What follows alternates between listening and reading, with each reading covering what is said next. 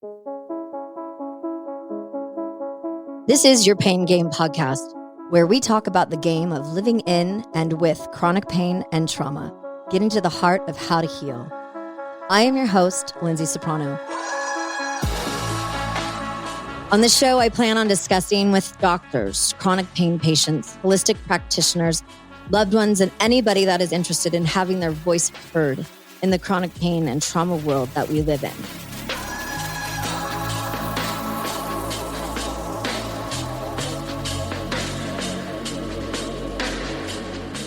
Oh, the brain. The beautiful, beautiful brains that are between our two ears and behind our eyes, super complex little place. And can we all agree for just like a hot minute that it is kind of important that we take care of it and that we understand it? We all sit here and go, yeah, our brain. You know what? It is like, as you guys have listened to this show for as long as you have, and if you're new today, welcome. Our brains are so incredibly powerful and so incredibly sensitive and so incredibly complex, but we have the power to make our brains work better for us. And it is something that I am learning with every episode that I do, every study that I read, every incredible person that I meet, that makes me have far more hope than I had before I started this show. So today we're going to talk a little bit. We're going to rap a little bit about balancing this precious brain of ours, right? We're going to talk about trauma and brain's response to it. We're going to talk about stress and how chronic stress just completely messes us all up. Sleep deprivation, because we have to talk about sleep deprivation, as my guest knows about me, and you guys do too, and the impact and power that our brain has on us to help us heal. We're also going to quick touch on the effects of COVID. And I know we all are kind of sick of COVID, the word as a whole, but it is incredibly important for us to understand what COVID did to all of us, not just as adults, but really what's happened from newborns up. And while we're at it, I was thinking maybe as a team, we could seek out like maybe a loony bin to check myself into if I don't get any sleep to heal my brain and heal my food in 2024. So as a group, we can all start to look for one if I don't get some sleep in this year. So let's talk about it. Let's talk about getting our brain back on track and getting a deeper understanding of why and how our struggles are so real to us, and how my gorgeous guest in front of me today can help not only you, but everyone in your life, no matter what age we're at. Because it's not just about kids. We're all kids, We all need help. So without further ado, I'd like to introduce you to my beautiful guest, Dr. Rebecca Jackson. Girl, Happy New Year. Happy New Year, Lindsay. I am so happy that you're here today. I've been looking forward to this conversation. Dr. Rebecca Jackson, you are an industry leader in brain health and optimizing the brain to enhance how we feel and function. She brings us 15 plus years of experience as Chief Programs Officer of Brain Balance. In her role, she has published research on improving cognition, development, and well-being, drives programmatic enhancements, and creates new programs to meet growing demands of people wanting to achieve more and feel better, not just for ourselves, but for our children, our spouses, our loved ones, the crazy people in our lives. She is the author of the book Back on Track, a practical guide to help kids of all ages thrive, and is a frequent media guest as an expert on improving brain health, development, and cognition. God bless America, I need cognition help.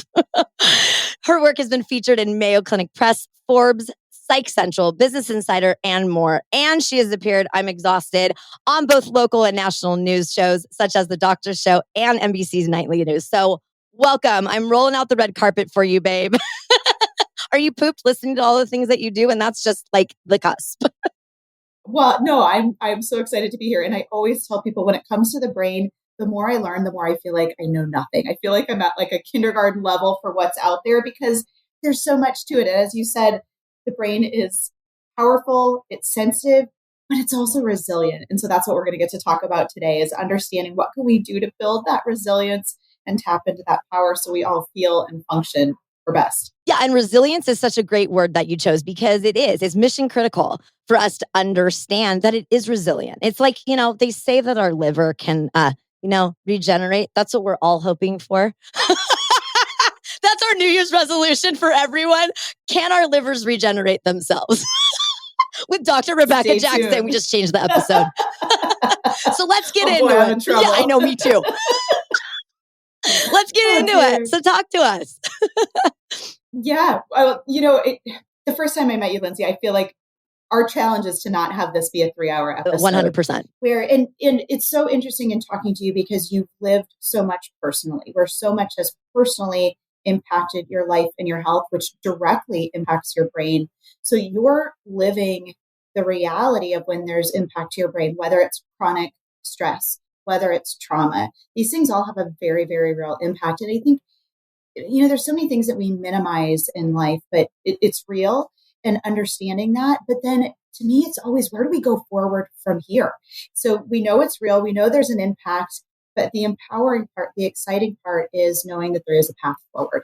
And when it comes to the brain, so often it's all about going back to the basics. It's not always super complex, but sometimes it's just realizing, what do we have at our fingertips that we can do on a daily basis to set our brain up for the best success. And to me, brain health is everything.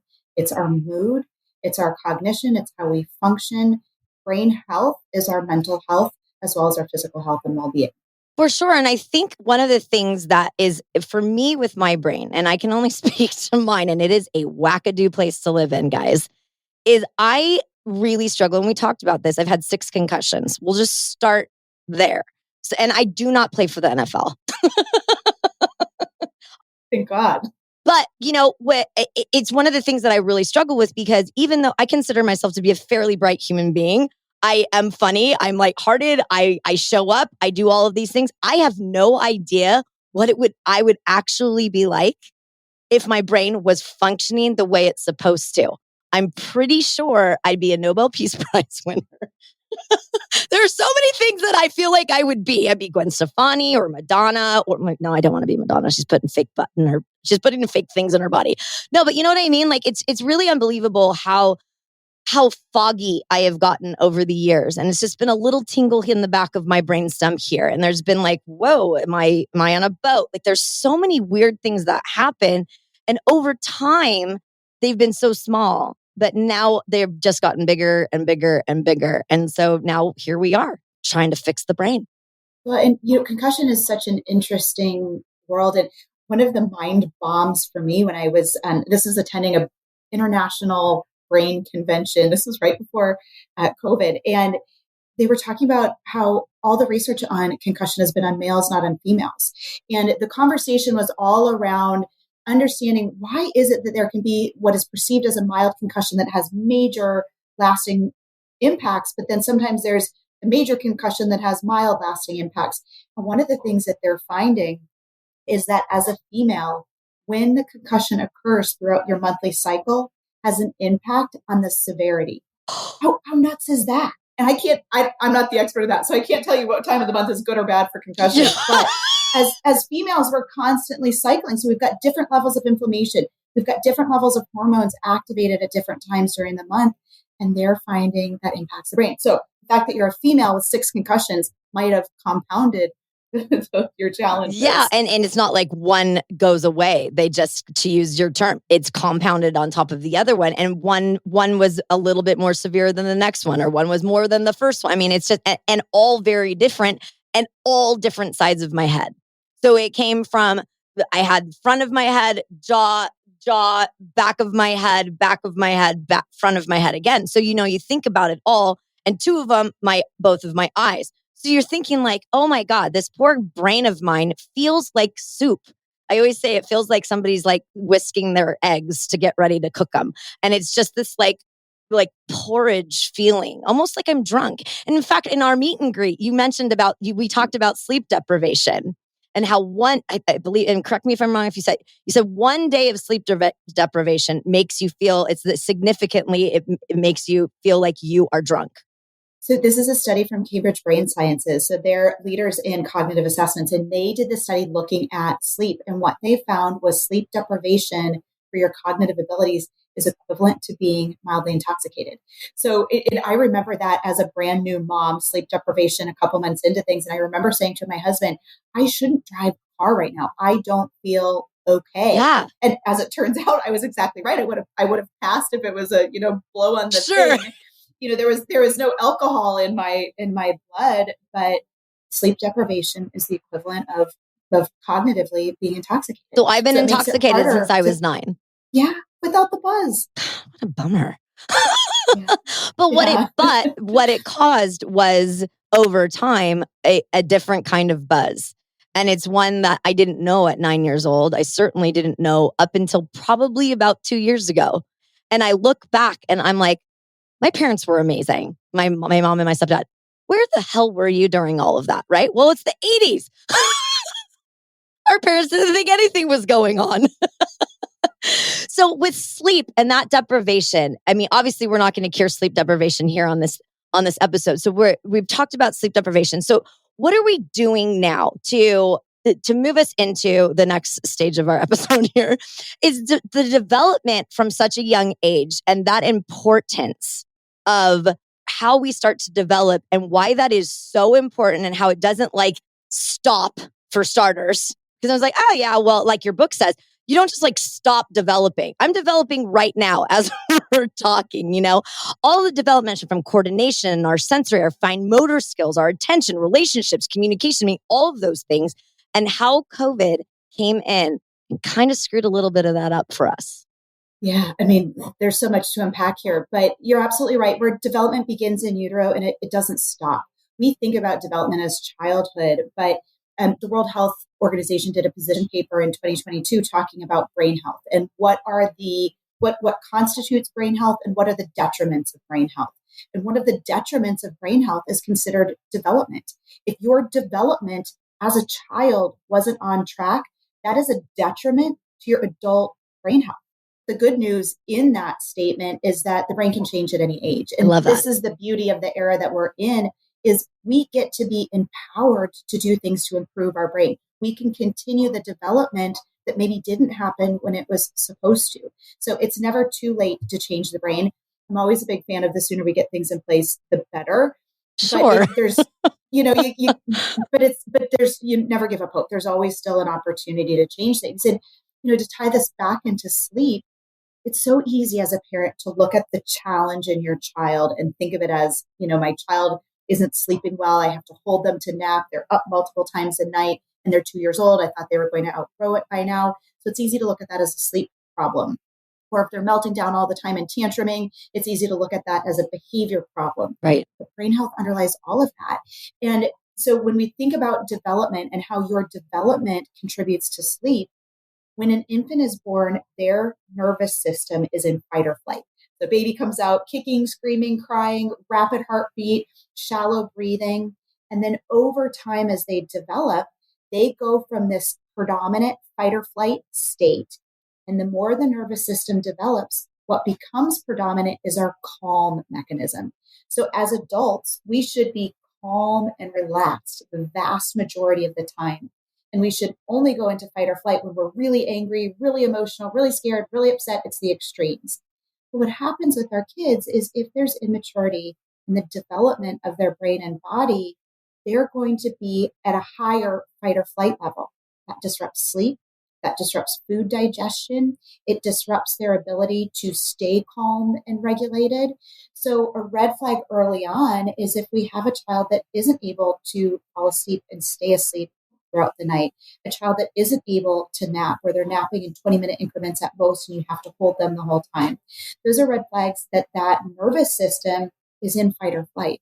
And that is going to have an impact on that child's development. So it's interesting then on the flip side to watch when development starts to kick in. And I saw this at Brain Balance. And early on in my years at Brain Balance, going back 15 years now, families would comment on, they would talk to me about their child's poop, which I never expected to have conversations at Brain Balance about bowel movements. And they would talk to me about their child's sleep. And this would always be at the end of the program. And they'd say, hey, I don't know if this has anything to do with anything, but my child used to be constipated all the time and they're not anymore. My child used to not sleep and they're sleeping so much more regularly. Does that have anything to do with what you're doing? And so watching that, when you see balance, coordination, attention, emotional regulation develop, you see it impact the whole system. So development is everything. Brain health is everything. And the pandemic, to bring it back around to that point of the conversation, the pandemic was such an interesting time. I mean, we are going to be learning and unpacking information from this time for decades to come. But all of our lives changed dramatically overnight and stayed changed for a long period of time. And those changes had an impact on the development of our kids. Our kids are further behind, and we're seeing this in structural imaging with brains are different in babies as young as 6 months of age born during that time. Kids are further behind in social emotional development and coordination. And those are the pieces that ultimately build towards your ability to pay attention, your ability to execute on executive functions. So the pandemic, it was a petri dish of when we introduce massive change, massive stress, we reduce sensory exposure, we reduce social interaction, and we saw that that was not a good recipe for supporting the development of our kids or the well-being of adults. Yeah, and we did not have that awareness before COVID. In my opinion, I do not think that we were in touch enough with the developmental challenges that we've been faced with since we were a little grom to being an adult. I certainly pay more attention to it than I ever did before. Some of that is my own health challenges, but a lot of it is going back and seeking for answers as to why I ended up here with my body and my health. Yeah. The brain part of it for me is really the brain pain connection. So I know all of the horrible things that happened to me. And I also am not innocent in the things that I did in my life. My lifestyle choices were not ideal growing up. Some of that, ACEs, childhood trauma, and always feeling like it was my fault. Whatever happened to me was always my fault. So developmentally as a child, I felt like I was an adult from a very, very young age. So I acted like an adult. I hung out with adults. I didn't hang out with a lot of kids. I hated high school. I was like, get me out of college, get me married, let me have a house, let me have some kids. Can I get done with this developmental stuff? I did not feel like I was getting what I needed at a young age, but I didn't know that until fairly recently when I started unpacking. It's nuts. Well, and to bring up trauma and looking at that with development, one of the first times this really struck me is I was meeting with a mom. We had just assessed a child, and the little girl was probably maybe 11 or 12 years of age. And doing her assessment, every single function that we measured came in at the level of a 6-year-old. And mom came to us because emotional regulation issues. So, would melt down, fly off the handle, and struggling in school, struggling with friends, impulse control, struggles with attention. And the mom was, scared, needed help, at her wit's end. And looking at the assessment, and I've assessed over 1,000 kids. And so you start to see the trends and patterns in the data, and this was just presenting different. And, there wasn't this combination of strengths and weaknesses. Everything was just halted. And I didn't realize where this conversation was going. And I made the comment, boy, I don't know what happened at 6, but you've got an 11-year-old who developmentally is frozen at 6, and the mom burst into tears. Totally. And I thought, just got the chills. I just stepped in it. What did I just do? Stepped in it. And, turns out physical sexual assault at 6 years of age.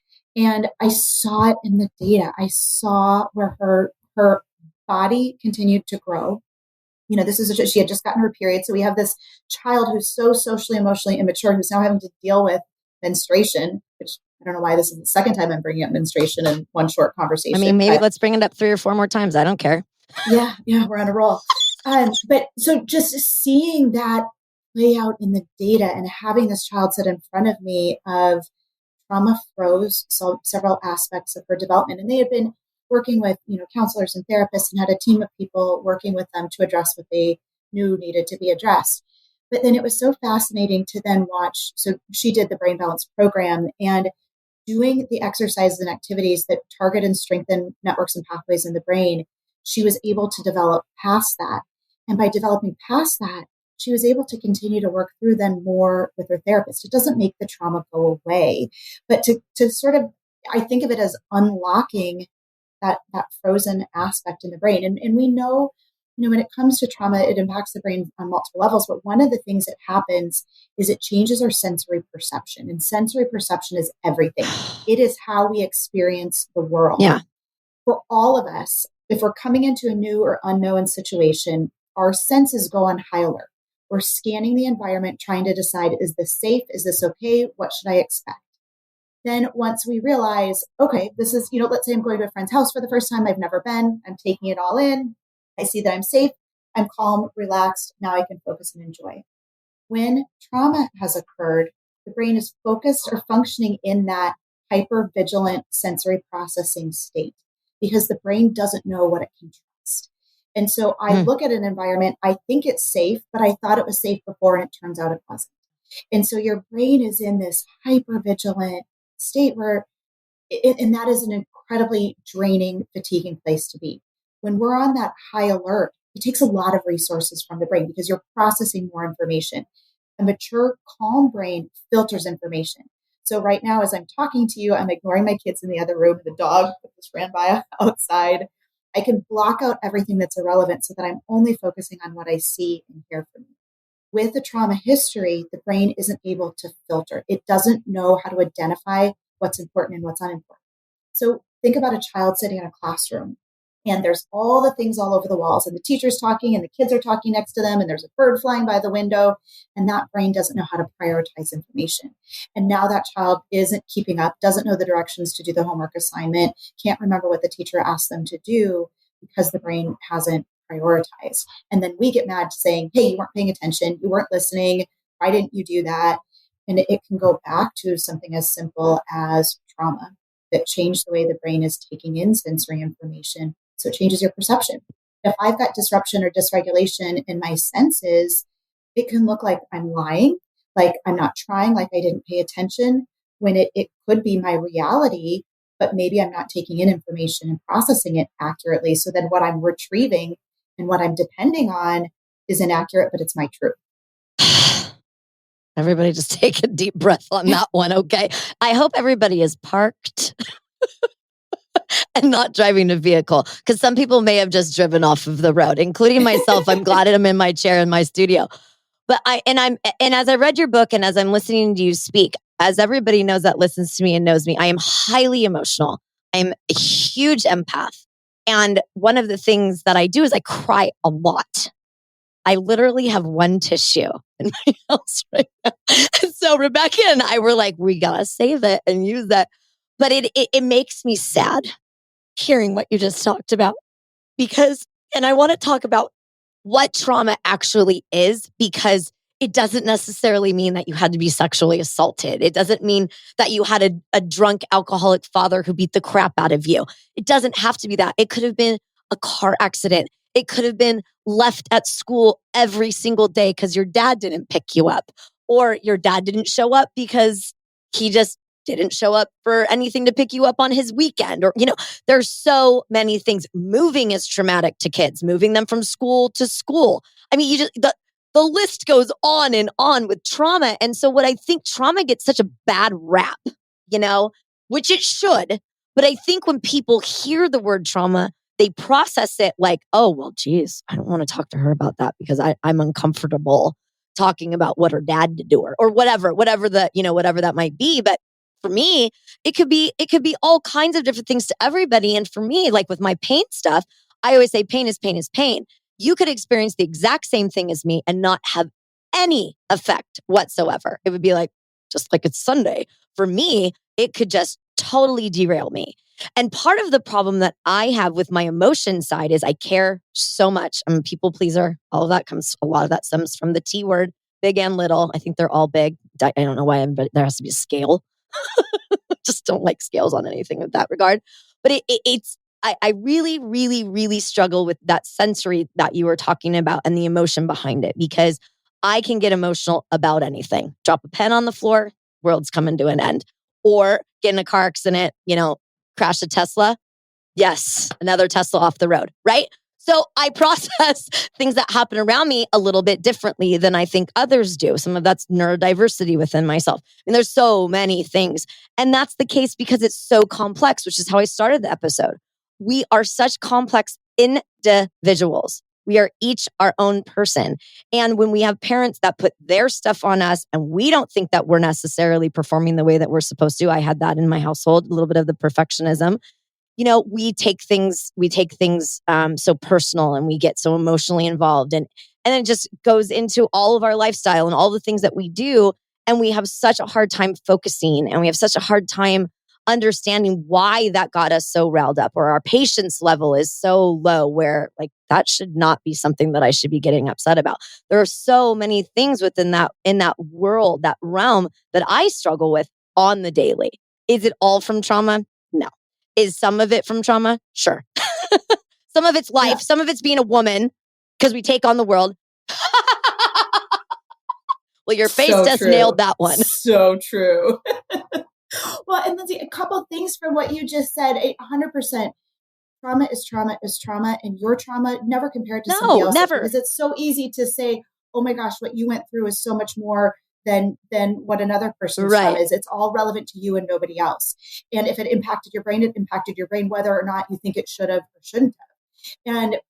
But the beautiful part of this is, yes, trauma can impact your brain and change sensory processing and change your level of vigilance, but change is possible. You don't have to stay stuck in that place.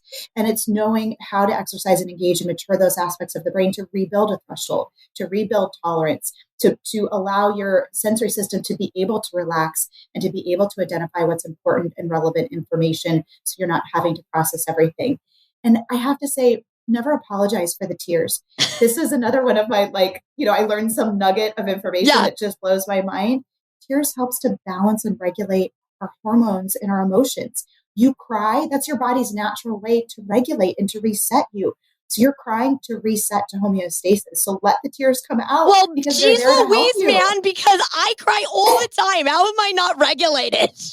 Well, I was going to say, I guess that means you're really unregulated. So you're just crying all the time, crying. Your body's crying. Oh my God, woman. It's unbelievable. And my sweetie's so funny. He's like, what? We are laughing and crying at the same time. I'm like, I'm also peeing. So, I mean, it's just a big win for everybody here. So we talk about, you mentioned about helping our brain, fixing our brain, helping us to make those changes to our brain. So let's move into how we get back on track and how we do start to fix our brain with you by our side. The help and the hope. The help and the hope. That's the part I like. I want hope and an action plan. Amen, sister.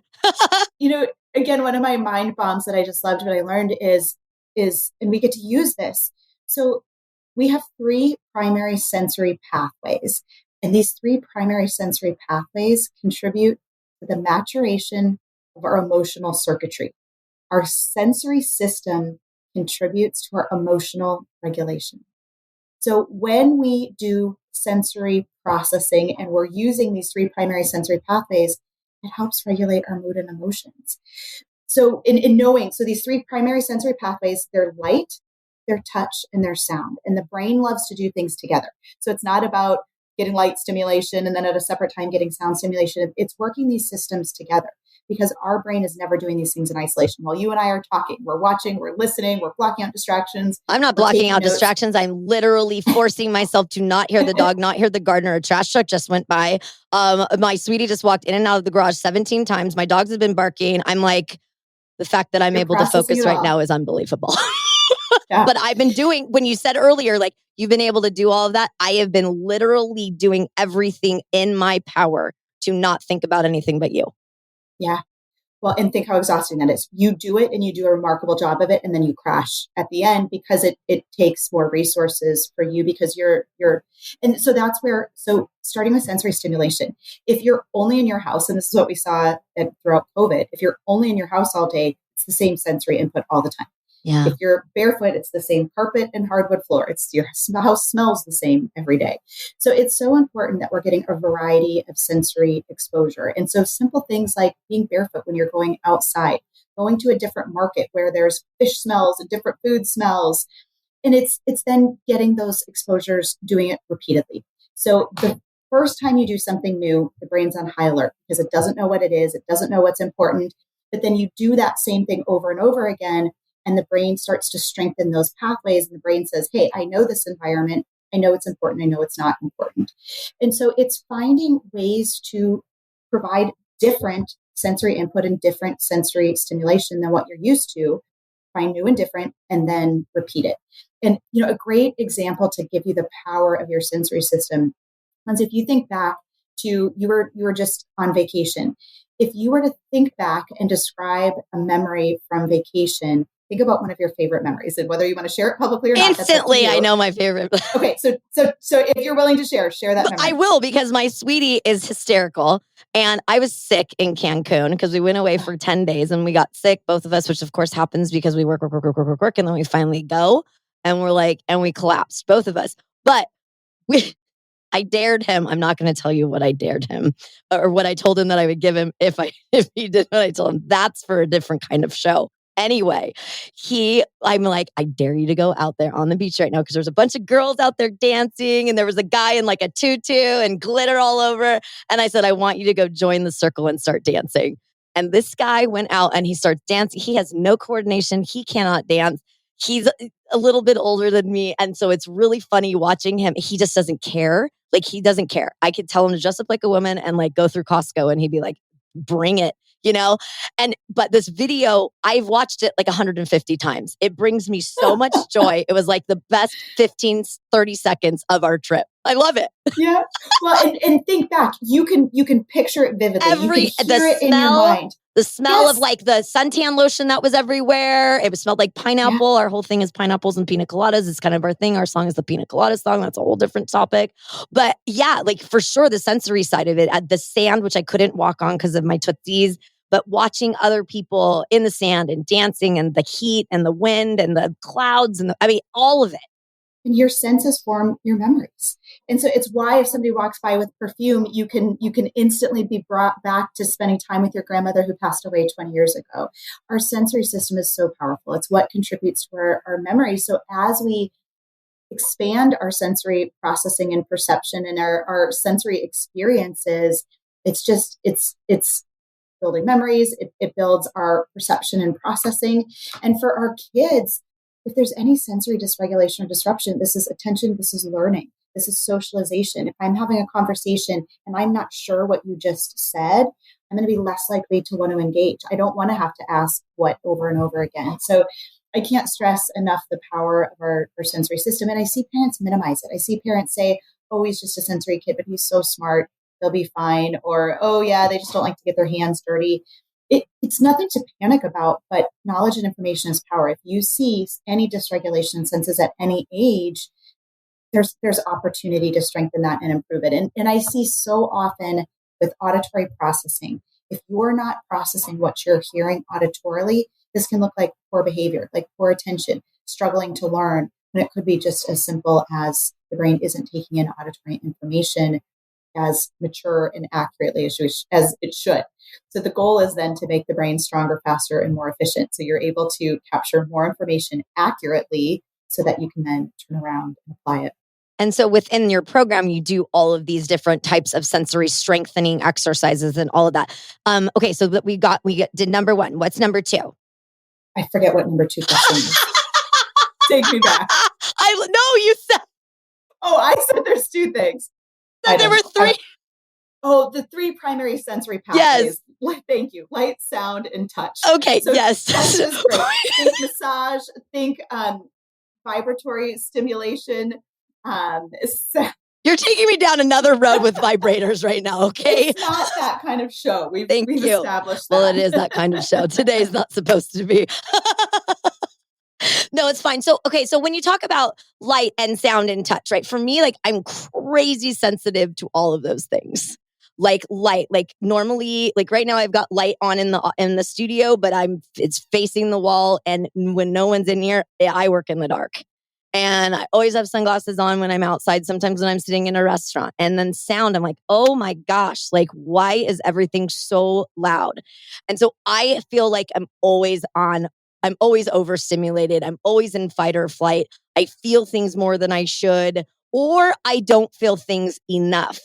So I kind of have like bipolarity on like the feeling side of me, where I'm like, I don't even feel that. Some of that is my CRPS. Some of that is Lyme disease. Some of that. So I have to like separate church and state from, the things that my brain is telling my body that's happening, which might not actually be happening. Like, there's no way that I am walking on Legos, gravel, hot coals, broken glass, ice at the same moment. That's not happening in my feet. I don't have rocks in my feet, right? But that's what it feels like. And so my brain is working overtime to understand that sensation. Somebody said, don't use feeling, use sensation. So I've started to use the word sensation instead. That feels like crap. Instead of being like, well, that's an interesting sensation. I'm trying it on. I like it. Well, and feeling could be emotion or Right. sensory feeling. So I do like that sensation. And both can be true. You can be hypersensitive to sensory input and hypo at the same time.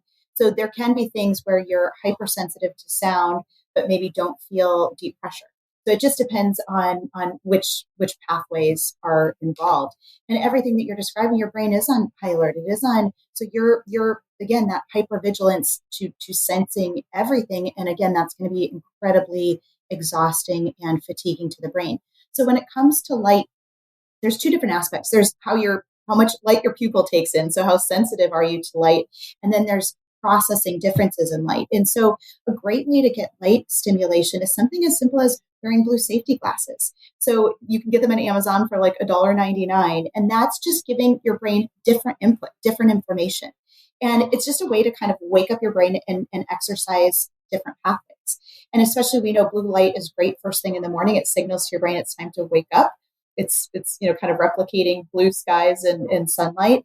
And so a great strategy is just doing blue safety glasses first thing in the morning when you wake up, signaling your brain it's time to be awake and alert. Okay. And it's just giving your brain different input. So it doesn't need to be fancy. It doesn't need to be expensive, just some simple strategies.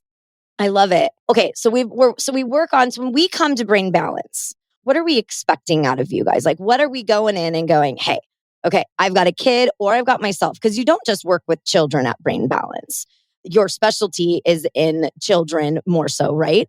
But at the end of the day, we're all kids. We're all lighthearted. We're as developed as we are going to be today, but now we've got to fix some stuff, right? No matter what age we are. I've got a girlfriend who's got a 4-year-old daughter who, as you were speaking, all of the things that you were saying makes me very sad for her, because she has so much going on in her household that she's competing against 5 dogs, 2 boys, her grandfather, her mom, and her dad. And she's like, all I want is like a lot of attention. I mean, that's what it feels like from the outside looking in, right? And so it's hard for me to not feel like, gosh, I hope everything's okay with her. And, and I worry about her because I want to make sure, because she's so beautiful and she's so smart. But I feel like I don't want her to get lost somewhere in all of this, because she was a 1.5, 2 years old during COVID, And so you got that. And then there's a 13-year-old and the 17-year-old also in COVID. So you've got 3 kids that were all going on through different things as they were developing during COVID, amongst all of my other nieces and nephews, So it's just, and I'm not a mom, so I always lean on like, oh, these are my kids. And by proxy, they're kind of my little babies, And so I'm always worried about their development and how they're going to do and what they're going to grow up to be. And I almost feel like they're my kids sometimes because I'm so worried about their well-being, mostly because I don't want them to go through any of the crap that I'm going through. Yeah. Well, and we absolutely know that the pandemic did have an impact on development because life changed. Sensory exposure changed. We all stayed home for a long period of time, and that impacted the developing brain even more than it impacted our brains, and it impacted our brains as well. And so we absolutely know that more kids and adults are struggling now than ever with attention, depression, with anxiety. And we're seeing differences in testing scores, in social maturity, emotional regulation. But again, to me, the hope is always there's opportunity for change. There's opportunity. Again, you're not stuck with the brain you have forever.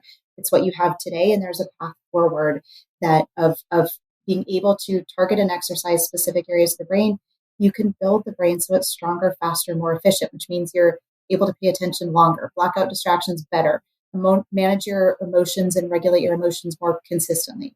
So there's no such thing as perfect development in a perfect brain. Sure, of course not. it builds resilience. So to go back to, if somebody comes to Brain Balance, what can you expect? First and foremost, who comes to Brain Balance are individuals, whether it's adults or kids, that have an area of struggle. And so often parents are asking the question of, is this behavior? Is there something more going on? They're trying to understand, as parents, is it me? Right. Yeah. My kids are getting suspended. They've got detention. They're in Saturday school. They're acting out. They're joyriding. Is it me? Did I mess it up? What did I do wrong? It might be some of you. environment does play a factor into this. But at Brain Balance for both kids and adults, we're looking at brain health and development.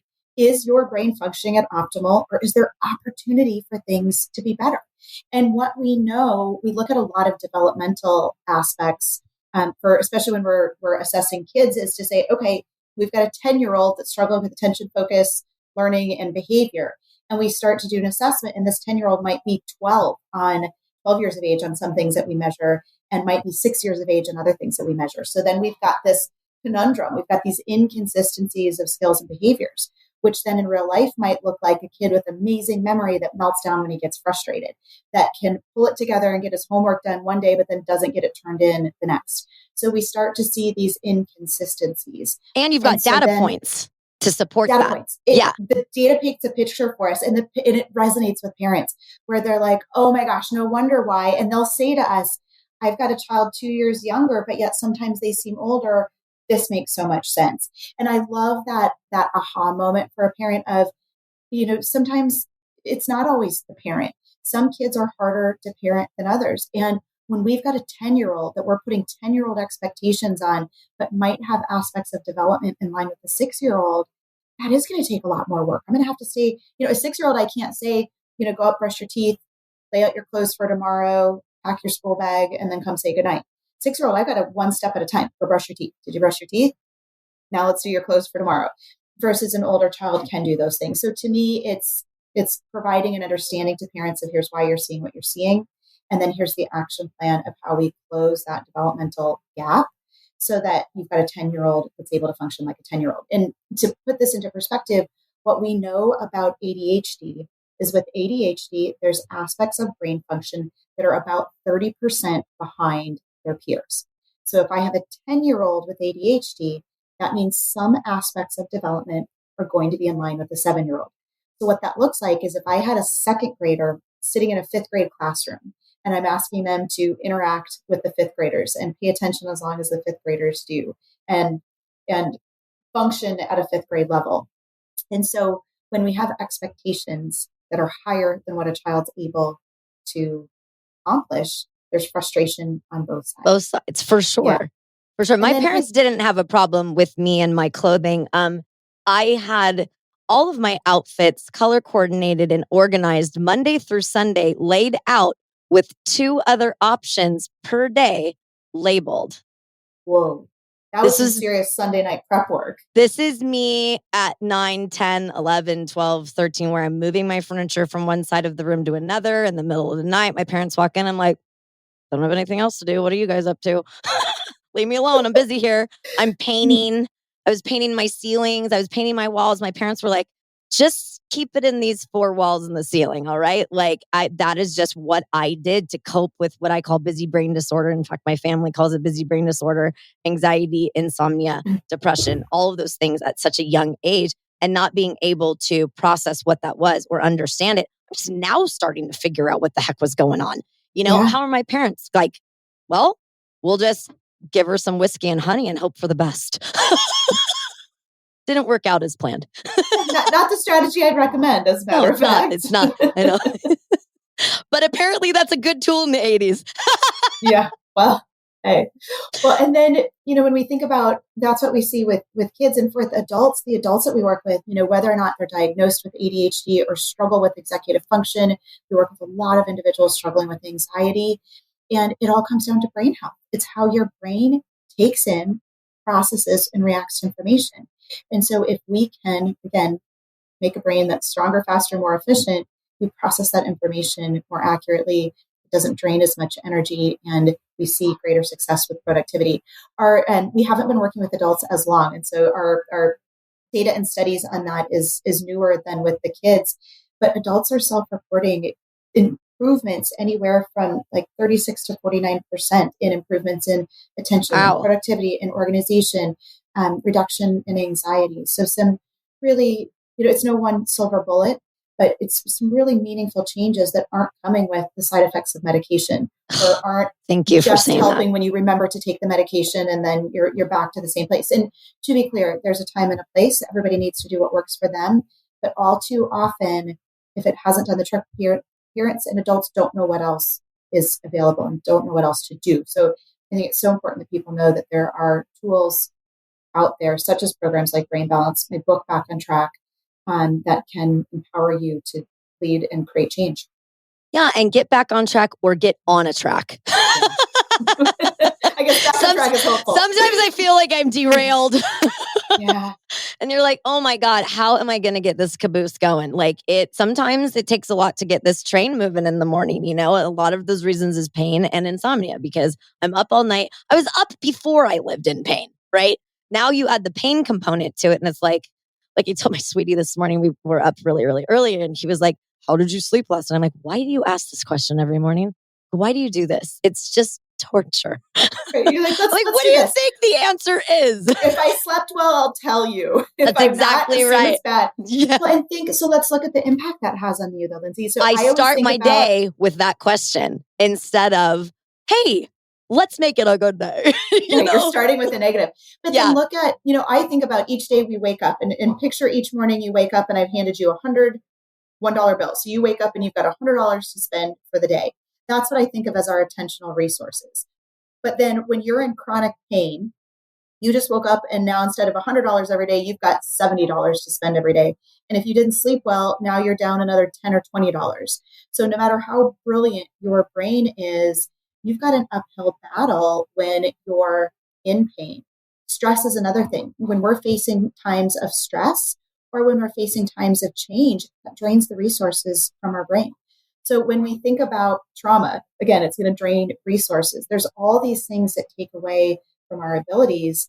And so again, regardless of your level of brilliance and what an amazing person you are, it makes everyday things harder and you've got fewer resources to try to accomplish the same amount of things. You do give me a sense of hope in this. And I love that your the business of brain balance is based on data. Hello. It's not just like woo woo, hey, there is a place for woo woo. I am a huge woo woo person, but there's also a place for non woo woo. And this is a great place for us to start, not just as parents that have children that might have some issues. I don't know one parent in my life right now that does not have a kid that they're dealing with right now. And the struggle is real. And then you add 2, 3, 4. I've got a girlfriend that's got 7 kids. I'm like, what is wrong with you for that number anyway? But, I don't even know how I would do that. I have no kids. And I'm like, well, let's be real. My sweetie's kind of a kid. But, they all are. But you know what I mean? It's like, I've got dogs, I've got my bot, I've got him, I've got the show, I've got his show, we've got our businesses, we've got all these things. So there's always stuff going on. Stress level has not gone down, not at all. Mm-hmm. And chronic stress is such a huge component of my brain health. I know that to be true.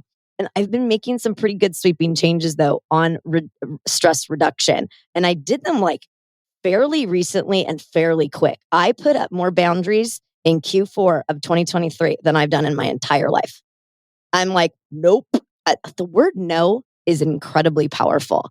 And with that comes so much more healthy decisions that I make that wrap around stress reduction, that wrap around taking care of me, self-care, journaling and reading and all the things that they tell us to do. But just things that are important to me that need to be done that end up, well, fine, I'll just do that tomorrow. Yeah. Well, and to me, I love what you're talking about with the power of saying no and what a relief that can be in setting up boundaries. But when you look at things through the lens of brain health, it gives you permission to say no. Yes. Permission to say, I don't function as well when I'm exhausted. And adding that is going to increase my fatigue and stress. So to protect my brain health, I'm going to say no to that right now. Ask again this time next year. I might have a different answer for you. But this year, for my brain health state, I'm going to say no. And one of the things that you hear me say all the time is I always say a tired brain is a negative brain. And one of this is a pet peeve of mine is, think happy thoughts, positive thoughts. Yes, I'm tend to be a positive, upbeat person, but it's easy to think positive thoughts when you're not under stress and when you're rested and your brain has fuel, when you've eaten Of course. well. But if you're exhausted and you haven't eaten well, if your brain health is not in a good place, asking somebody to think happy thoughts is really, really challenging. And now we're forcing something that the brain's not there to support. So I think as we empower ourselves, as we empower our kids, it's awareness. So when I wake up in the morning and I'm driving my son to school and I'm cranky, I start asking myself a list of questions. Did I get enough sleep last night? Did I have breakfast this morning? Can I fit in a run, some exercise this morning? What can I do in this moment to influence my brain health state in this moment that's going to allow me to naturally think happy thoughts? So rather than trying to force happy thoughts when you're not there, what can I do I am to put happy. my state? Yeah, damn it. I am so happy right now. but if I put my brain health in a good state, the positive thoughts are going to come naturally. And then when I practice gratitude and do these things, it's going to continue to just cascade and snowball. And so it's looking at what can I influence so that I can reduce my stress level is a way to reduce stress, because sleep is a big thing, but I don't always have time in the morning to go take a nap to make my brain happier throughout the day. Or maybe you're. I also don't know what this word nap is. We've got calm, we've got nap. We're going to put together a quick little cheat sheet from the dictionary of Merriam for all of you that don't know some of these big words she's using.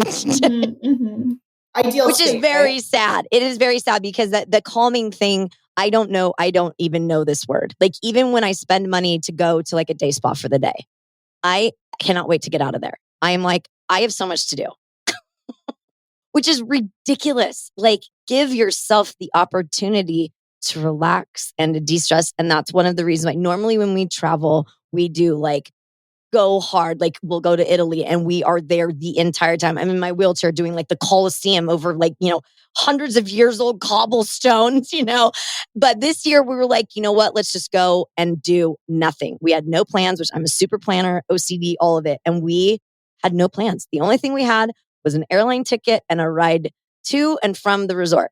That was all we had. That was it. Did the no we plan never left the resort. Out? We never left you know what? It didn't. Beautiful. Did we feel guilty? No.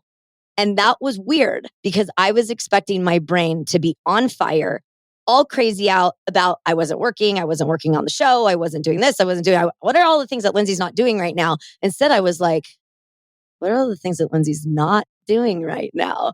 It was very interesting, and it was a good exercise for both of us to do because we're both wound up so much too. And we feed into each other. And that's something that we're working on too, is we're both wild and crazy and loud and obnoxious and zero calm and all of that. So we both have to work on how we both respond to each other's stressors, and how he's a little bit more impatient than I am in some places. And so, we're trying to work on that together. And so it takes a village to get through our lives, and relying on people like yourself and finding people like you is so incredibly wonderful. And I'm so grateful to have met you and to learn more and read your book and to learn yet again how amazing our brain is, and that there is hope for people like myself, where I really have some massive challenges that I'm going to be faced with over the next couple years.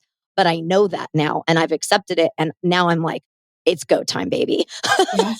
Well, and think of how many people our age are, as we start to look at our parents and how our parents are aging, and we worry about, what is my state, but to know, or what is my future state going to be, but to know there's things that we can be doing right now to optimize how we feel and function today, but it also builds towards a healthier future. And I have to tell you, one of the comments that you made right before we started filming was maybe one of my favorite book feedback comments I've gotten, is you said you went through and read the book the first time, reading about kids and how, the book and development and the information about kids.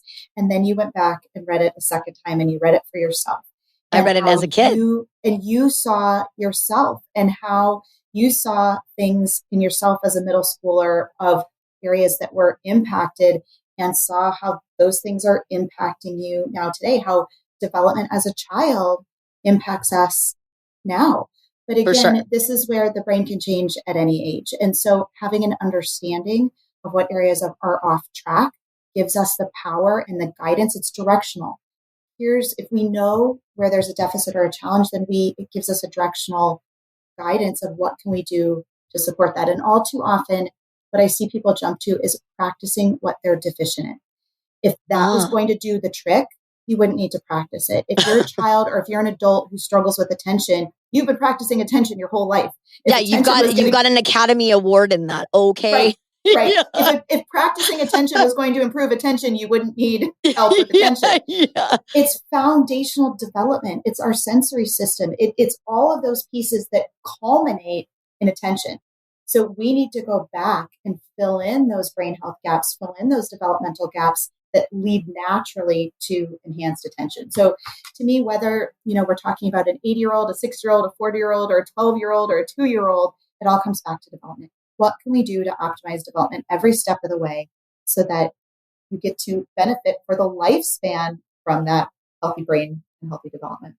Oh my gosh, you are amazing. And for so many different reasons. Not only are you just adorable to look at and to talk to, but it's easy to talk to you about this topic because so many people that I've talked to about brain, it's so damn clinical and it's so hard to interpret. I mean, some people can, okay, great. I like the element of this show and the way that we talk about things that are clinical, but then we can talk about it like normal, real people that don't have to have PhDs to understand this. We've got parents that are like, hello, I need help. And I don't know any of these things that you just rattled off to me. Now I got to go home and Google it. And now everybody in my family is dead because I went to Google and I Googled everything that you just said. If it's not accessible, it's not helpful. If you just stole my word right out of my mouth. Sorry, accessibility. Sorry. No, it's totally fine. Accessible and that's why your book is so neat too, because it's backed by science. Oh my gosh, the one part. What did you call it? What do you call these little things inside of your book? Hold on. The science moments? What are they? Yeah. Science alerts. Science alerts. Science alerts. I was like, oh my God, it's so good because I like that because it's like, there's all this stuff that's scientific, but it's so easy to understand. But then I love that you drop in like, guess what? There's actually science behind these guys, people, and that part is really good too. So everything that you do is accessible, but it's also backed by data and science and studies and all of that. And that it rounds you out as a human that's trying to do such wonderful things for the children of our world, as well as us crazy wackadoos adults like myself. And I know that you guys are more new. Let's go with that. In the adult side of things, but all of the work that you've done for children, we turn into adults. So I feel like you guys are good. we are, and in fact, we're seeing it in the data. And it was interesting when we started to dip our toes more and more into working with adults, because for a decade, adults have been saying, "Where's the program for me? When are you going to help me? We're raising these crazy people. We need help." Right, like you're working with my child. That was me, and now I'm grown up. And so we kind of edged our way in. At first, we worked with college students, and then we had this mentality of old brains, harder to change things. Guess what? Our college kids knocked it out of the water. Percentage-wise, they did more growth in a shorter amount of time. Our adults are doing phenomenal. So I love it's this. Not this old brain. Yes, there's layers of onions. There's, all sorts of complications. There's trauma, there's history, there's environment. But we are seeing over and over that change is just as possible for our adult brains as it is for the developing brain. So there is unique opportunity in the developing brain because so much is happening so quickly. There's these massive growth spurts, but it's never too late. Well, thank you for that, because that gives me certain hope, because I do feel on some days where I'm like, well, I guess I'm just stuck with scrambled egg brain for the rest of my life. This is it. I've got this hum in the back of my head that's just going to be there forever. Got my fingers are numb and they're buzzing like I'm holding something that's vibrating in them. It's fantastic. Like, it's just the weirdest stuff that's going on in my body. And I am wholeheartedly 100% believe that the majority of it is in my brain. So your brain is everything. We're getting my brain back on track, guys, or on a track. That's what we're going to do together. I love it. Thank you so much for being here today. I want to keep talking to you, but we can't. But is there anything that you would like to leave our listeners with before we kick the can down whatever track we're on? We covered so much, but I know. For listeners, welcome to reach out. You can find me on Instagram, on LinkedIn. I'm at drrebeccajackson.com. Brain Balance is here to help kids and adults. And again, it's hope and an action plan to improve brain health and development. I love it so very much. And pick up her book, Back on Track. It is not only an incredible read, I've read it twice. I've read it as a kid and as an adult. Back on Track, a practical guide to help kids, and adults of all ages thrive by Dr. Rebecca Jackson. Thank you so much for your time today. You can find her at drrebeccajackson.com. Find her on all the socials. You can find out all through her website. This has been a pleasure, and I'm so happy to have you in my life now. And I can't wait to see what's coming up next with you, babe. Same, right back at you, Lindsay. Thank you so much. You are exclusively invited to share this brain balancing, hopeful VIP pain journey together. Let's get to the heart of how to heal with you by my side. Do you know anybody that needs their brain back on track? I mean, you certainly know one. Send them our way. Send them to Dr. Rebecca Jackson. We are here to help you and all the people that you love in your life. If you need us, we're here. I would love to connect them and their heartfelt stories of joy, of pain, and adversity, of amazingness. Send them our way here. We'd love to connect with you. Please follow the Pain Game podcast wherever you digest your podcast content. We will be here. Visit us at thepaingamepodcast.com and follow us on all the socials. Thanks for listening, my little VIPs. Catch you on the other side.